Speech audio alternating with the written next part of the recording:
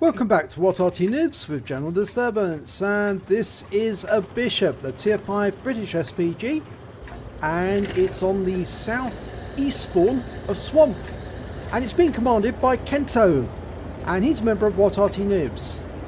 Now, most of you know that the Bishop is actually built on the hull of a Valentine tank. It's got a superstructure around a 25 pounder, in fact this is a 4.5 inch gun, the top gun on the Bishop. But it's a tough little Arty, but with a very short range and very slow. But with the right equipment, a gun lane drive, a rammer, and vents of course to increase the performance of the crew, it can be very accurate and do a lot of damage to enemy tanks. And I think in this battle we're going to see a little bit of that going on. It's a bottom tier Arty in this battle. I think if we look correctly at the information, it's a tier 7 battle, and of course the Bishop is tier 5, so he's bottom tier, and that means he will earn a lot more credits or a lot more XP for every shot he lands on a higher tier vehicle. Now it can be a little slow to move about, so sometimes it's advisable to find a position more central, so you can not only cover the tanks that are actually in the Abbey, in the castle area, but also on the other rise, opposite. Now, he's still repositioning, still trying to find his place. Okay, he's knocked over that building a tree. Doesn't really matter too much at this point. He has knocked those over. Of course, I wouldn't advocate knocking anything over during a battle because it does give away your position. But he can now see the enemy, and he's zeroing in on that T-25-2. Fires a round in, it falls just behind the T-25-2. He's got 32 rounds of ammo to play with, that's quite a lot. But remember, it's a very accurate gun when it's dialed in correctly. Now he's got a Churchill 1 there. Those make very lovely hit boxes, 112 hits there. Once it's dialed in, it can be absolutely lethal to the enemy, and especially a slow heavy like a Churchill. Round out, and another direct hit, and he's tracked it this time.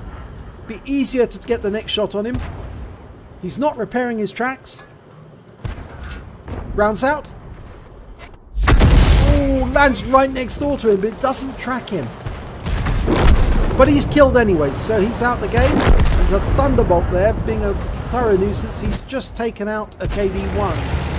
But unfortunately, from the angle, I don't think he can get a shot in on it. Very difficult to.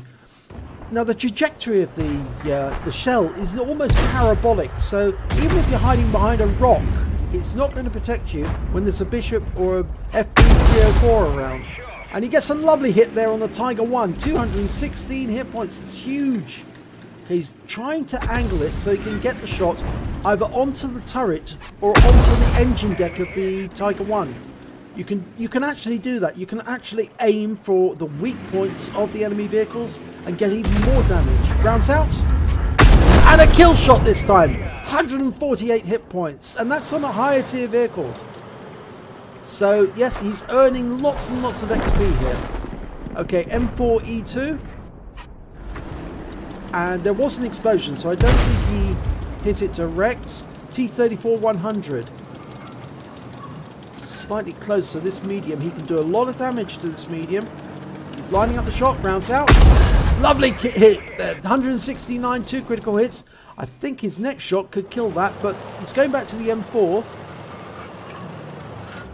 Okay, that M4 is hiding and moving backwards and forwards, but you see, he's behind a rock, but even though he's behind a rock, Kento's hitting him.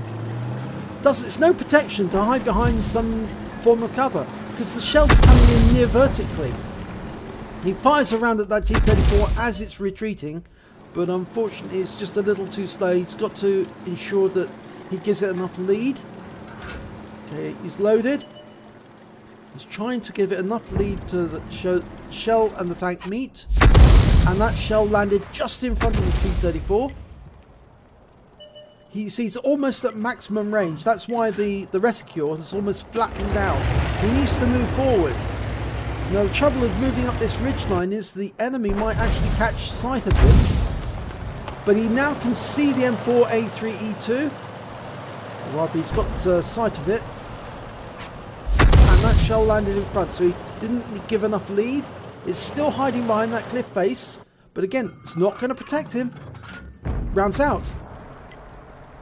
And there was no explosion, so he definitely hit that T-34. Or that M4 rather.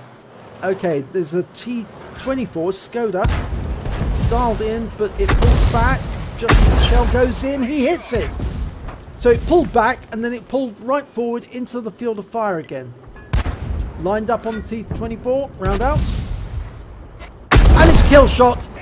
113 hit points this time. And again, a higher tier vehicles. M4 rounds out. All splashed him. And he can't hit that other one because that T-25-2, it's behind the cliff, but it's at maximum range, over maximum range. Okay, he's trying to extend his aim again. Going after the M4A3E2. Parabolic shell coming in virtually vertically. That M4 is about to get one hell of a headache. Round in. Oh, he pulled forward just enough to avoid the shell. Of course, the only defence against an Arty that's firing this accurately is to keep on the move. To keep them adjusting their aim all the time. But it's very difficult for tanks to do that and fire accurately themselves. Unless, of course, they've got a stabiliser. Now, the enemy is just backing into the northeast corner. They've been forced away from their own cap. Now, nobody's capping at the moment. They've taken out the guerrilla on the enemy team. There's only one tank remaining. And it's that T-34-100, the one he was firing at earlier.